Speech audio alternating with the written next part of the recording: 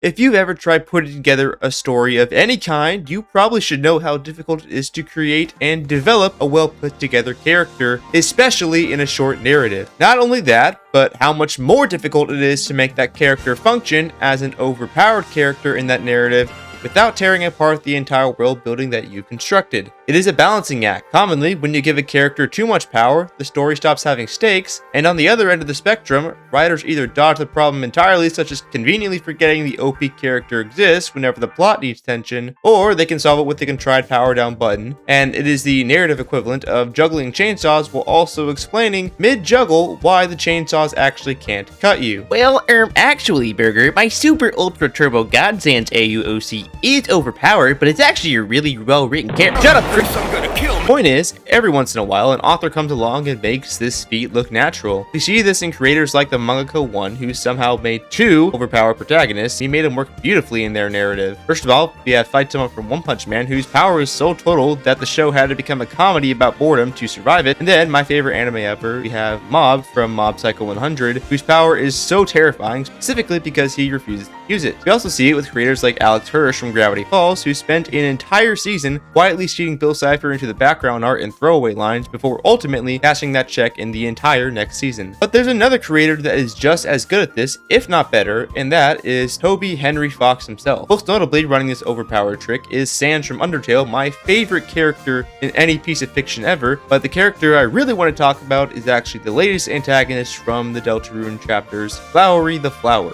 Flowery is more interesting as an OP character than almost anyone else in the Dark World because despite being genuinely powerful and very meta to the entire Dark World, he is also simultaneously a complete and total fraud. Not a fraud necessarily as in they are weak, but a fraud as in the power is real but the foundation underneath it is fake, and the story knows it this whole time, and that contradiction is the entire engine of the character, and somehow it just works perfectly in Deltarune, and I'm going to walk through exactly why that is the case. But first, I have a musical number for you all. Damn Big Pat is a burger man. He's waiting, ate it from his hand, eating his combo with no plan. Like the daily double deal that tempts for the burger man. Could I do something that makes him eat inside my tub of lettuce full of feet? So he ate the burger man, but his buns taste like sand.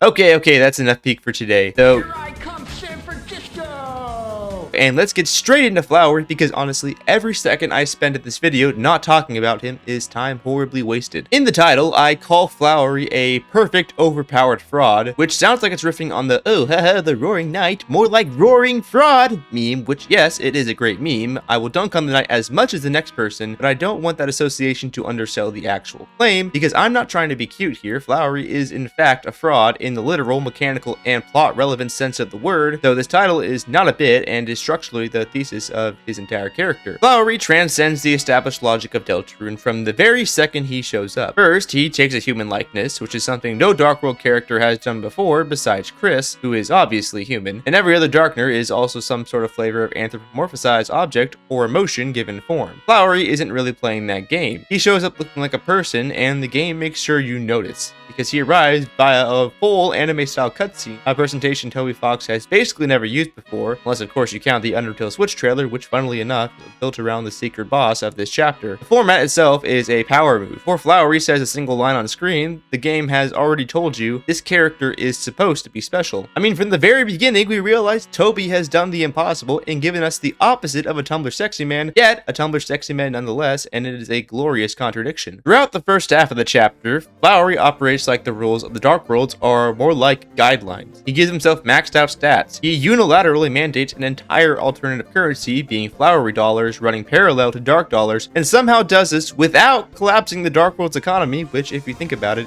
for more than 5 seconds, is an absurd flex, and I love him for that. He can also join your party while controlling his actions in the battle on your behalf, and he can end fights also unilaterally. He understands the mechanics of the world around him better than anyone else because, critically, he's a living being manifesting inside a dark world. He is simply a category error at this point of the story, giving him an entirely unique plane of existence, a plant. And his grasp on manipulating the world is so absurdly strong that when he calls in his full power, the game frames it as literally the power of friendship, which, if you ever watched a single anime, is the most overpowered ability in the medium, second to none. It's one of those powers that's a joke, but it's also not a joke. When he enters his Omega Flowery form, the party straight up does not have the tools to beat him. They very well could lose outright if Asgore doesn't step in, and Flowery and his friends are actually willing to kill you. And the crazy part is, you almost want the flowers to win. Despite being an antagonist, the player is fighting in a battle against the true hero of this dark world. It's heroes on heroes, and the fate of the world depends on you, the player, believing in your ability to save it over Flowery, who is convinced he may very well have a place in fighting fate after all. Eventually, this constant showcase of almost unfair power from Flowery tragically collapses all at once.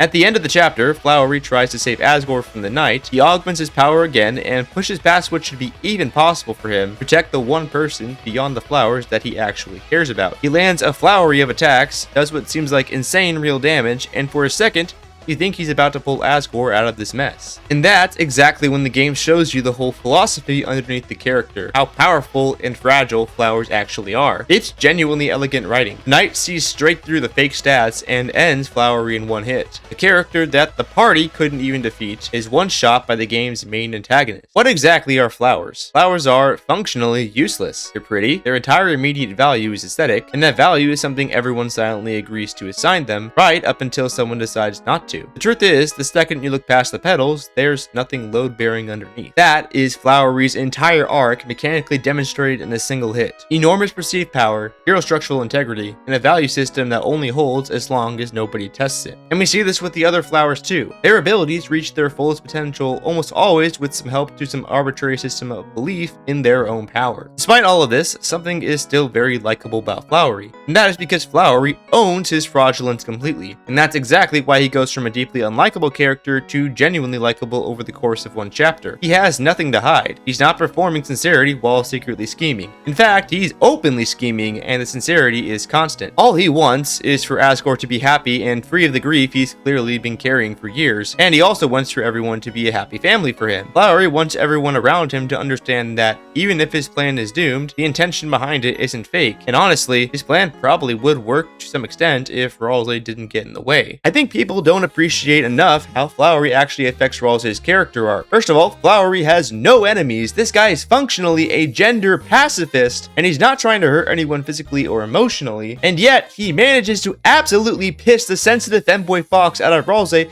into a Simon freaking Cowell. It is just phenomenal how quickly he gets on the nerves of a character so patient that he'd probably apologize to a mosquito for not offering it more blood, and then quietly die of the resulting blood loss with a smile on his face. That right there is the hyper god of rage bait at work here, but it is essential to Flowery's character that he treats Ralsei like this. From the beginning, he needles Ralsei, provokes him, kicks him out of the party at one point just to see what happens, and even tries to give him a full existential crisis by getting him to admit exactly what he'd be capable of if he stopped holding back. Yet, none of this prodding comes from malice, and that's the part people may not fully understand. Take for example the scene when Ralsei is alone praying in the castle. Flowery interrupts him, not to torment him, but almost like he's checking in. Even after turning the other flowers against the party, he never seriously tries to recapture them to the perceived confusion of Ralsei, and his plan is actually weirdly wholesome. Get everyone to befriend each other so the Flower Dark World can become the only Dark World left standing. He clearly has no idea how much Castletown means to those inside of it, which is exactly why the plan was never going to work, but it is remarkable how much weight every single flower carries given how little screen time they get, and I imagine some viewers felt very swayed by his rhetoric. The real point of that confrontation is this. Deep down, Ralsei wants Flowery to win. He wants him to defy the prophecy, to do the impossible, and that desire is the actual reason Ralsei has been holding back throughout the entire game. Flowery reassures him anyways. No matter what happens, the world will get saved regardless, because an impossibility as significant as Ralsei has the power to bend fate for good, which does give very interesting implications about what Ralsei actually is, considering the only other characters implied to have that power are probably Chris and Noelle. However, if it's not clear yet, Flowery exists in this story specifically to mirror Ralsei. And staying in character with the video, the story goes goes out of its way to imply Ralsei could be the most overpowered character in the entire world if he simply let himself be authentic like Flowery. But Ralsei instead chooses restraint. He limits himself in service of a prophecy and a greater good, only maybe he and Chris fully understand, at least to this point in the story. And Flowery is the road not taken. He does not give a single, solitary, flying leaf about restraint. He pedals along the path of his life for his own happiness and is willing to bend reality itself, make the people he loves happy too. And the whole theme behind these two is that while Ralsei suppresses, Flowery detonates. It is a battle of two ideologies that perfectly mirror each other to a point that you can't help but realize how both are flawed after all. And because Flowery has fully seen the truth of the dark worlds, it is very implied he also knows the prophecy more than anyone else except maybe Ralsei. He knows exactly which buttons to press. Because here's the thing about the psychology of someone guarding a secret that they think is important. Nothing rattles them more than standing next to the one person who can blow the whole thing open and just hasn't yet. And here's another big swing. Flowery, despite being the strongest primary chapter antagonist by far,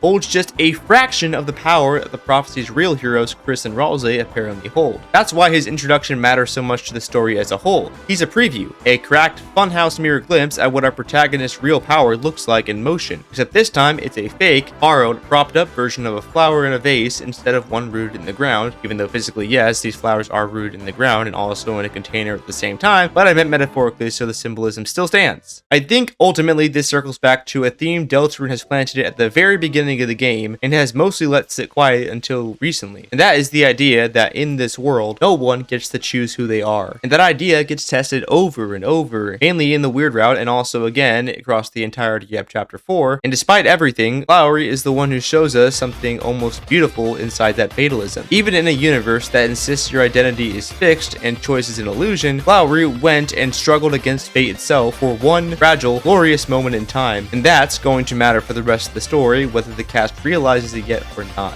In this story, Flowery is nearly omnipotent in power, in knowledge, and simultaneously trapped, straining against a fate he already knows the shape of. He knows he loses in the end, and he knows that the other flowers' dreams will end with him, and they will go back to just being flowers. And yet, he keeps fighting, in total, almost delusional faith that fate gets defined at his hand. He fights against the impossible like the Satoru Gojo squaring up against Sukuna, knowing the odds and stepping forward regardless. That's what makes an overpowered character actually land. Not the stats, not the power scaling, but the fact that the character keeps fighting fate even when the narrative has already told them and told us how this should end. That's what makes Flowery's struggle feel real.